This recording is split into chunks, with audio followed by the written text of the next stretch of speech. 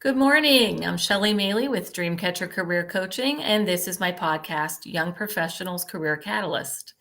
My guest today is Mark Anthony Dyson, a freelance writer of career related articles for Forbes, Entrepreneur, and Business Insider, and the host of a podcast called The Job Scam Report. Mark is otherwise known as the voice of job seekers. Welcome to the Young Professionals Career Catalyst, Mark. So excited to speak with you today. Great to speak with you as well. Should I just clarify? I've contributed to those publications uh, as a guest, not as a writer. Okay. So, yeah, so just want to make that clear that I don't write for all three. I know people who do and have written for all three, but not me. Okay. I'm not quite there yet. I'm still growing up. Okay. Sounds good.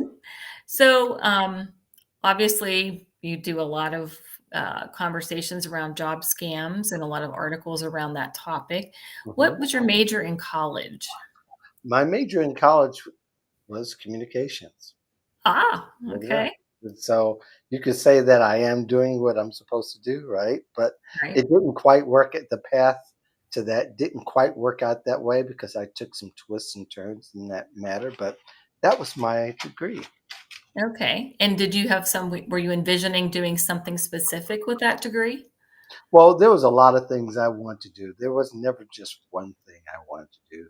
But I did get it. I started out in college with that major doing some radio, college radio. And I Okay. got a chance to do that. I did a little college TV as well, both as a reporter. They called it something else then. I don't know. I forgot what the name was, but that's what it was. So I Hmm. started out there, but then after I graduated, and then after I left the radio station, decided to do some other things. I did retail management for a while. Eventually led me to doing some association work as in customer service, then eventually got in leadership in those capacities. So, there you go. That's about 20, 25 years worth right there. Right, right. Well, we all have those little twists and turns in our careers. So Yeah, we sometimes do. it takes a while to end up in that perfect spot. Right, right. And I So, did a bunch of other things too. I mean, full disclosure, I had probably about 23, 24 jobs. But, that's the way it is. And I think a lot of this generation is going to have that as well. They're going to have that challenge, and they're already taking on that challenge by, we know the job hopping, which I think will eventually make its way back by the end of yes. the year. But that's a whole nother discussion. I don't want to take you on a tangent. Okay. So you've been working in the career development sphere for quite a while. How did you Mhm. first get involved in that? By accident, my brother-in-law had thought I wrote well enough to where he said, "Why don't you write resumes? You can do that. You write this stuff. You can do resumes." So I did, and accidentally followed the trail of learning the modern techniques of writing resumes, and eventually built a business around it, and got out of resume writing because of the voice of job seekers. So the voice of job seekers took me on another journey. Mhm. So that was kind of fun to be a part of and to experience the evolution. So here I am as the voice of job seekers, but we'll get into everything else as you go along. Okay. So the Better Business Bureau claims that job scams are costing job seekers like $2 billion in losses annually. So Hmm. which populations get scammed most frequently? Well, the more frequent population of people who are getting scammed are the young people. Right. Young people, we're talking about the Gen Zs and the millennials have gotten scammed a lot more. Now, the nuance of it is that older people are getting scammed too, but they're getting scammed with more money as Okay. opposed to younger people getting scammed more frequently. Okay. And I think it's just that their desperation for trying to launch that career that makes the young folks more susceptible to these job scams. Correct. Yes, and I think a lot of them are into entertaining more opportunities, which more of them were more thoughtful and strategic about their moves, which they can't be, and a lot of them are. But a lot of people in this economy have gotten caught up in the obstacles and how tough it is with the ghost jobs and going through multiple rounds of interviews. And so when you get somebody that says, "Hey, you should look at this opportunity, you're perfect for it," it sounds really good. But what Yep. scammers use is social engineering. They bait you with something that you want so that they can get what they want, which is your personal information. Yes, yes. So what caused you to become so interested in job scams? About a couple of years ago, I was starting to write articles about it, and I get notes from job seekers. Even though I write mostly, and I don't do career coaching, and I'm not writing resumes, so I'm not actively in it.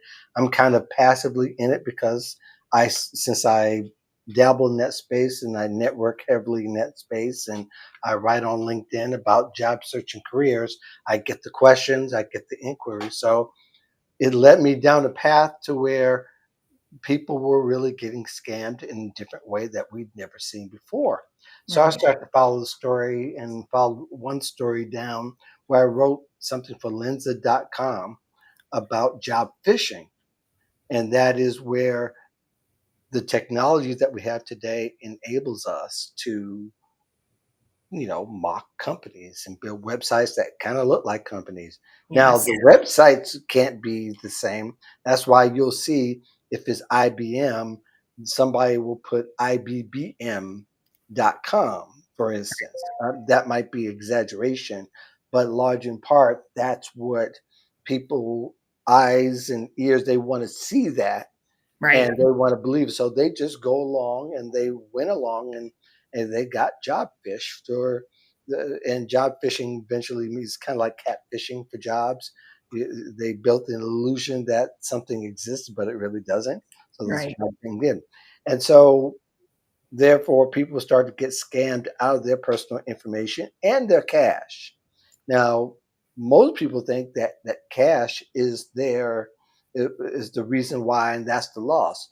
The real gold mine in this whole thing is your personal information because it could be reused and repurposed over and over and over again.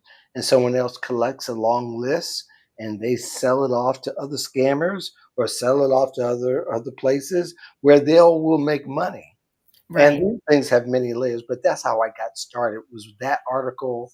And then I started to follow a little bit more and I wrote another article the following year for the same publication.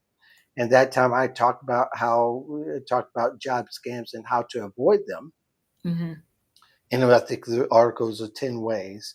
And then what I did after the article, believe it or not, I went and made Google alerts following scams. So I Ah, became that storm chaser, um, but with job scams. And I right. started to look at every articles every day. And there were multiple articles every day, not just here in the United States, but around the world. So people had, uh, there were different dynamics and there were different ways that people were being scammed, not just one. Mhm. And people who right now they want to, you can put in the Better Business Bureau scam tracker, and Okay. right now there's more than 35,000 reported incidents of job scams and different types of scams. Yes. So it's if you really want to see what the trends are in scams, which I think everybody should at least take a look one time to see what's happening. Although you can look at LinkedIn and get an idea of what's really relevant.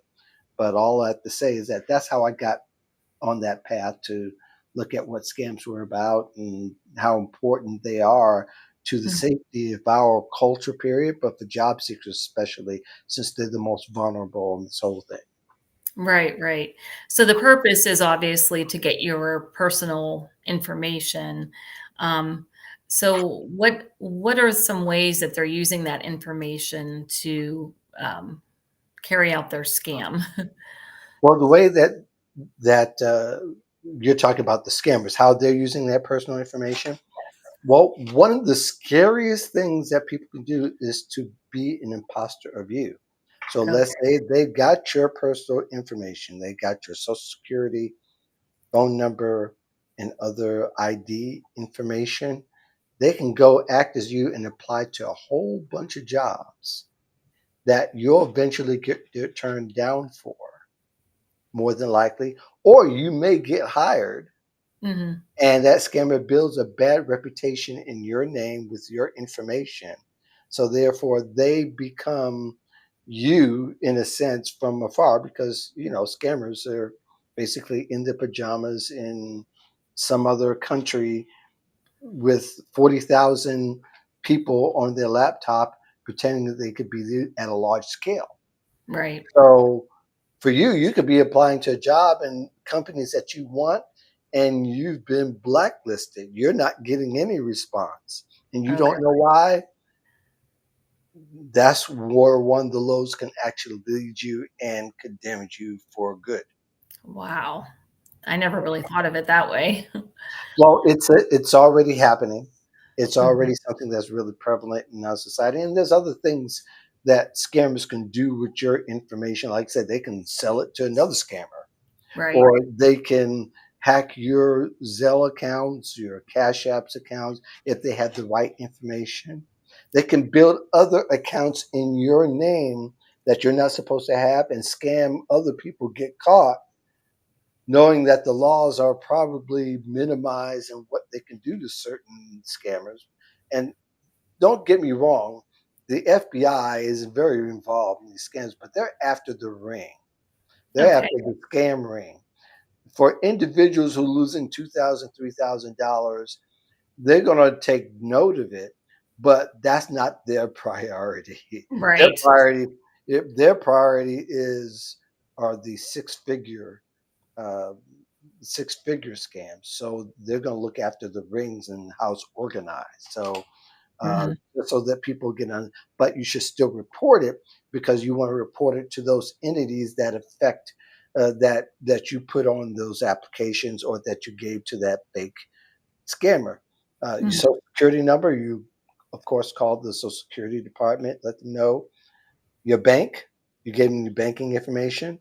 Absolutely. If you give a credit card, you call it that institution, and all the institutions that are important that you gave as personal information that nobody is supposed to have. Right. You want to call those entities and report it, and then we can go even further down the road than that. But all that to say is that there's a great amount of damage that could be done and may have been done to a whole lot of people that they don't know about. And at least you should be aware and start documenting your tracks. Right. Right. Absolutely. So, what types of job scams have you seen most recently? Well, let me give you this several. Man, there's a lot of them that are out there to point to one. Let me give you a scenario of how this, and this was from an article from a few months ago. Okay. You may not have heard of resume looters. No. Resume, a lot of people don't because it happened over across the way, across seas. And those who watch it internationally, I won't go through, but if you look up resume looters, there's a few articles about it. What they were able to do, they were able to hack job portals. Job Okay. portals is where like the career builders, except it was in that particular country. Hmm. And they were able to get more than 30,000 personal information that people either put on applications or on resumes. Oh my. And as we know from like different viruses and things like that, what happens over there is going to happen over here. Sure. So that's why not just job seekers need to be concerned, but also employers need to be concerned as well. Oh, absolutely. And because we can, that's a whole nother discussion. But focusing on job seekers again, those personal information that it can come back to haunt you in ways that you don't even realize. So Right. that's why you have to take precaution for everything. So the question you'll get then is, well, should I stop applying to job portals? Well, no, because unfortunately, it's a catch 22. Recruiters and employers rely on these portals because that's how Right. they get the jobs filled. So, not that, but you can be more careful in the way that you mask that information. So Mhm. that's going to cause some inconveniences for a lot of folks. But on a large scale, that's how scams are going to affect job seekers, a large part from things that may not be in your control to begin with. You did all the right things. Right. Unfortunately, there are people whose intent is contrary to yours as far Right. as getting a job. Yeah, it's such a shame that you have to be this paranoid. It's really a shame. Well, I think people can avoid some of the paranoia um, if you consider that a lot of people mass apply to jobs on job boards. Yes. Right? And they've done it for years. Now, I've been in the game 15 years, and and me and a lot of my colleagues and people who are in our industry have been saying stop it for years, but people continue to do it. Mhm. So they don't remember what jobs they applied to because I applied that, and I've gotten comments still to this day. I've applied to 500 jobs in the last 3 months, Mhm.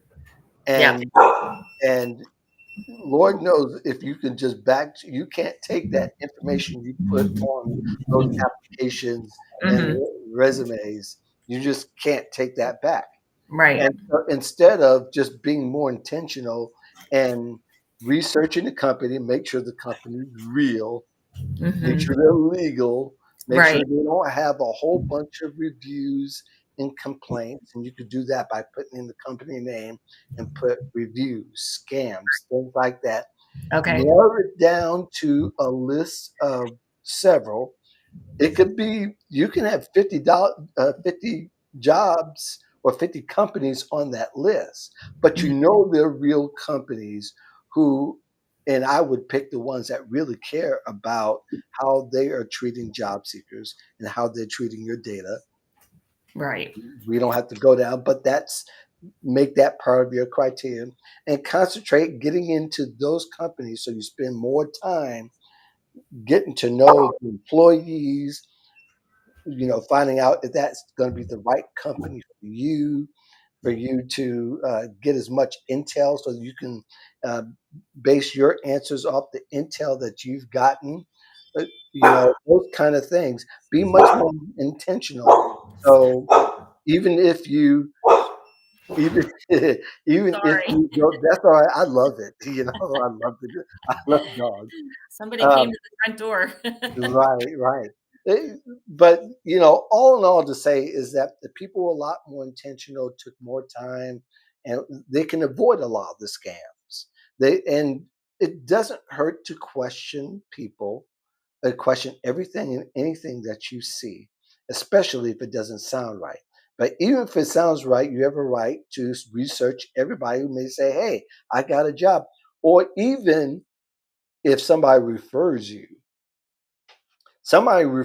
to a scam job, they are also a criminal as well because they're probably in the ring.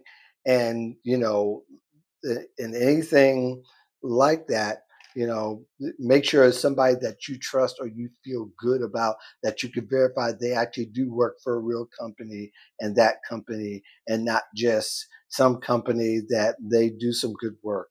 And there was a scam like that, and that scam is still going around on Twitter,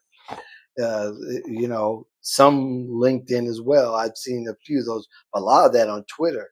Somebody will say, "Hey, I know this person. They work for this particular company. I can connect you with them." And they say, "Let's go over to WhatsApp and talk." And that's the one place you don't want to go is a WhatsApp or any messaging type of app where you're off the grid and people can have these and mislead you and lead you down a road you don't want to go That's a good tip. I never really thought about that. down. It And I surely always is. I always recommend that people apply directly on the company's website. But even so, I mean, like you said, some unscrupulous person can get into that database and steal applicants' information anyway. So, Well, here's a tip: when you get a, let's say we can use Apple. Let's say Apple's one, and you get an email from someone, and you know the email address that they have, you would think it would be spelled the right way. Somebody might put APPLLE.com. You know that's not right. You know that's not funny, and that's not going to be the your, because a lot of people don't understand how email addresses really work. It's supposed to coincide with the company's name or somewhat. So you take that end, you put it in a search engine, and you see if that what comes up, and it may come up, don't use this address, it's a scam, or there might be an advisory that might show up on Google or Bing or whatever you use saying that this is known to be a scam. Or it may come up something completely different that looks different than what you put in. So that's another way that people can check the kind of, and you would think some people who say, oh gosh, that's such common sense. Well, there's a lot of people who've fallen for misspelled company names thinking it was right, because we think we'll say, whoa, everybody makes a spelling mistake. I'm not a great speller, so I'm gonna give this person a break. No, no, no, no, because this person's supposed to be a recruiter. That's the part they're supposed to have on right. If they make a mistake anywhere, it's not through their email address. that's true, absolutely. So, what are some other job scam warning signs or red flags that we should look out for? Oh, great question. And there's a bunch of them that I'll give you some quick ones. Um, One is you should be suspicious if you get a call from out of nowhere. If you get a call from out of nowhere and they're saying you'd be right, and you're looking at your LinkedIn profile, most people don't write a great profile, or they write barely enough. They say, really, you think I'd be right for this great job? Now, it, it, the mindset of the job seeker, a lot of times, if they've been on a long job search, with a lot of them have 6+ months, they're going to be more vulnerable than somebody who's already working. So that's something keep in mind, depending where you're at. And I think there, scammers are tech savvy, but they're also great marketers, and they have a lot of information on you than you think that they have, other than your LinkedIn profile, because they watch your posts. They watch, they've been looking. You may not have done it on LinkedIn, but on your Facebook page, depending on how public it is, you had a rant saying how hard it was to find a job. So that makes you a perfect candidate for them. So those are kind of things to kind of look out. The other signs, if it's too good to be true, um, talked about before, taking you off to a messenger app. People are getting scammed, have gotten scammed through Zoom even. People have used Zoom to have these meetings. They don't use the video part, they just use the messaging part. Ah, So okay. they start to have these Zoom or these WhatsApp or whatever the messenger might be. They start to have the interview. Of course, they're going to pass. Nobody fails these things. Can you imagine failing a scam interview, right? Right. So I wonder what that looks like. If you were watching and you failed a scam interview, let me know.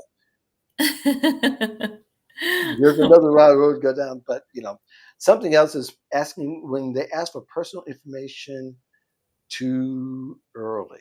Yes, Nobody should be asking you for your social security number before you have an interview. right. Or your I bank account mean, or information your or bank any. account information. I'm just saying they may have your phone number. By the way, I would use a Google Voice number, Okay, especially. And there's also a service called Umail. okay, Umail is awesome for those with an Android. It doesn't work on Apple products, okay. on Android products and other phones outside of Apple, where they can give you a number you can use for to mask your real number. so nobody Oh, won't have that. And I okay. recommend that part of it because if you give somebody your real number, they can use that to build some other apps like Cash app and Zelle app in your with your number, uh, Oh, and that could be a little problematic, uh, down the line. right, Um, and we already talked about strange email addresses, websites. Websites are supposed to be perfect. right. Especially if they claim to be NVIDIA. NVIDIA doesn't have a single mistake on their web. If they do, you wouldn't know it. Mhm. Or they rush you and say, I know that we have something posted on our website. However, this is a special circumstance. Don't Oh, buy it. right, right. Don't buy it. Or we want to get this position filled right away. Not with the little bit of information they're asking from you, other Right. than your personal information. That's So those are some of the scams I have on, and if I can venture right here, I write the job scam report on Substack, yes. and there's a document with 19 different signs that you can look at. I'll be updating that on a regular basis. That is under a subscription, so you would have to subscribe to get that. But Okay. all in all to say is that you can also, look elsewhere to get signs. Uh, Okay. I try to keep it in real time and Right. keep it updated. Okay. So has I imagine AI has made it even harder to spot a job scam, correct? Yes, it has. And a lot of people are thinking that these tools that are out here are all working as far as an AI tool that will track AI data. And there's not one that's foolproof yet. That's Okay. still a long way off. So I think Okay. people will need to understand that they will need to do the groundwork in the other areas to verify that you know these are AI is only dealing with the communication. They can't deal with in real time whether a company is still hiring or not, or whether that person that's presenting this to you is a real person associated with the job. Those things you're going to have to do that work. Right, right. I noticed I had an email from someone recently, and they were Mhm. asking me to do some weird financial stuff, and I'm looking at the email, and everything was spelled perfectly, and it was correct grammar, and I'm like, well, typically you can spot it because there is a misspelling or some other little giveaway in Mhm. what you're reading, but this was so well written. It was so convincing. I mean, fortunately, I knew it was a scam, but Right. I'm sure they used AI. I'm sure it was somebody over in another country, that concocted this scheme and used AI to write this perfect email to me. Mhm. Fortunately, I was like, okay, But this is there's a human factor to that, and I've seen a bunch of those. If you when you see this writing is perfect and all that, the next question I have to ask myself is that do people really talk this way? Right? They will use, and it's kind of hard to describe. You got to look at a whole bunch of them. Going, wait a second.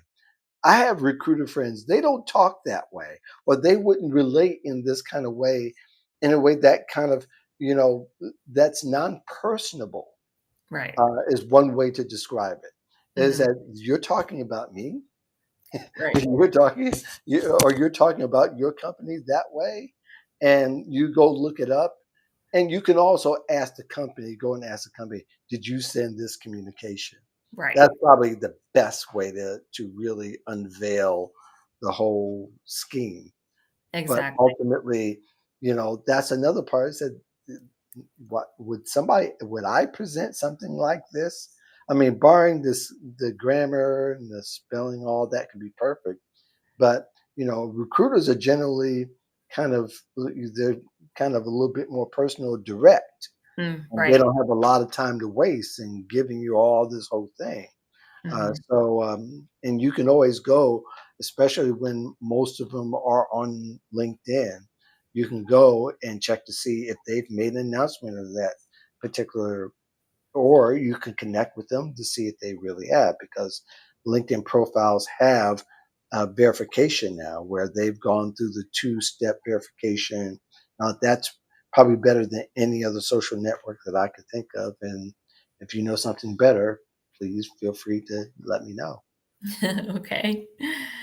So, basically, if you have fallen victim to a job scammer, what can you do to protect yourself? There's a lot of things that people can do and do to protect themselves after they've been scammed. Uh, One thing is to definitely report it. You can go to ic3.gov. That is an internet crime site that's from the government, Okay. and you can report it there. The second part is we talked about before, all the entities that you may have given them your private information, so security, phone number, bank information, etc. Lord knows, should you give them medical information, that becomes a whole nother story. Oh boy. Right. But but you want to report to those entities as well. If Okay. you were approached on LinkedIn, you want to notify LinkedIn or Twitter or X, as people call it, or Facebook, wherever you approach. That's these are cyber crimes that the government is considered very serious. Okay. So they're trying to get to the bottom of it, have realistic expectations, but you're not done there after you've done the reporting. You need to look at your computer. If you go into one of their sites or open any of their attachments or anything that's connected with them, you should run your security scan suite. Hopefully, you have a security scan suite to be able to open these things, because they may have, or they may have given you a gift of spyware, malware, Ye virus, things of the like. Oh, That's what yes. you want to avoid, because those have tracking bots and systems that are in it, and they can see what you're doing. So no matter what you do, um, you're going to be tracked. If you're conducting private information or private transactions online in public spaces, stop it. Right. And that's a basic that people forget about in this particular environment. Yes, Starbucks is great Wi-Fi, some greater than others, but if you use a VPN, which is virtual private network, that will help deter some of that. Okay. Not guarantee, it will just help deter some of that. But you want to start running your scans, scans, on a regular basis, Right. especially after that, Okay. so that you continue to protect your computer and your private information along the way. Yes, And yes. those are some of the things, and it may vary from person to person to how deep that they've actually gotten into it. Some people don't fill out applications. They think, "Well, I avoided it," but if you open the attachment, Mhm. you're subjected. Right. If you've gone to the site and then left immediately, you're still vulnerable. Right, And right, don't take any of that for granted, because they are what I try to say. A lot of times they get you before they got you. right, They have your information. A lot of times you're just verifying information that you are the person that they have information on. right. But what's missing is that those personal data that will help them get jobs, duplicate your identity, steal other people's information, to extort products from other people, all kinds of things. So you want to avoid that as much as you possibly can. Yeah, absolutely. And, obviously, if you have fallen victim, you need to notify the credit bureaus as well, right? Yes, absolutely. Yes. If you're, especially if you see that one charge, and even if the bank takes it off, you want to make sure that you contact the three that might be involved, because Okay. that may not be their first try. Okay. They might be trying again and again and again, Good point. especially since you gave them that information. They know, so you may need to have your credit card checked, or most apps these days, if you're using it to pay, you can also freeze that card. And Right. you can freeze your credit reports as well. Okay. Yeah, that's a good tip as well. Well, thank you so much for being my guest today, Mark. This is really so much information, and it's really vital that everyone understands how susceptible we can be to these scams. So I really appreciate your time. Not a problem. I love doing it here. This is very important. As the voice of job seekers is like I've got to take this on to see where it leads. So I'm still learning. There are Yeah. things that I am still learning, and the scammers, they're using the there's a term that is used as uh, I'm trying to think of what that term is. So I said it earlier, social engineering, Yes. and what they do is depending on your behaviors, they're able to um, get personal information or get you started down the road. And I just want to share this little bit of information. I think this will give people a better idea of what's and how things actually work with scammers. The social engineering basically is it's they're using sophisticated tech schemes to manipulate you to get you to give their personal information, Okay. and they're using some your natural propensities to do it. So, of course, applying the jobs are one, but there's also the curiosity factor as well. And I don't know if you're familiar with Frank Abagnale. He's No. the guy they made the movie about Catch Me If You Can.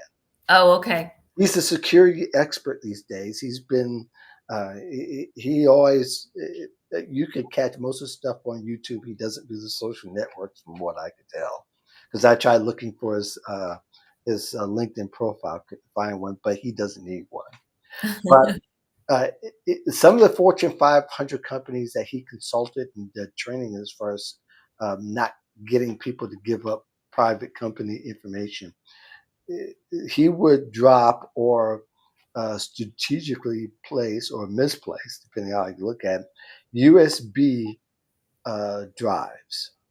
And somehow it's communicated that this is like dirty information about the company. So it would drop, scores of them. And if people pick them up and put it in their drive of the computer, they failed. Oh, no. Yes. Yes. And they fail.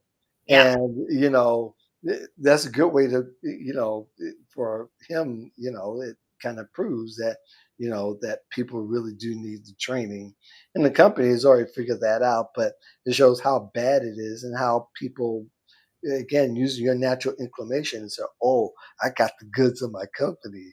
Right. And he got you. Oh, And so that's why they are not using, say, hey, I'm a scammer, and I need your information to complete this task to bring back to the ringmaster. They're using jobs as that bait, as right. that USB. And Mhm. they know that even though you don't know what's in it or what's in it for you, they know that they're going to get something from it eventually, because for them it's a numbers game. Right. They have 40,000, a database of 40,000. If they can only get 1,000, that could mean, you know, for life. They're set. They, like I said, they get you before they got Right. Exactly. Yeah. So, what's the best way for our audience to get in touch with you, Mark? you. Contextually, I want to be right. Even though you see the voice of job seekers on the side, you can go there, and I talk about scam some, but I have a dedicated community on Substack. It's Mark Anthony Dyson dot Okay. substack substack.com. You Okay. go there, subscribe. I have a newsletter that comes out that right now goes to more than 3,000 subscribers, and you get updates on scams. And I plan to even update a little bit more frequently now, being that there's an uptick in concern. Yes.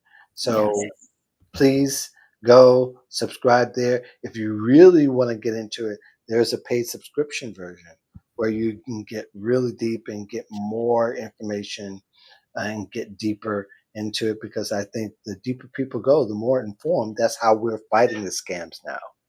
Right. The knowledge and awareness, and that will help people make better decisions. Absolutely. Information is power. Yep. Well, thank you again, Mark. To my audience, I want to thank you for tuning in today. Don't forget to watch, like, and comment on the earlier episodes of Young Professionals Career Catalyst on my YouTube channel. And tune in next week for the next episode of Young Professionals.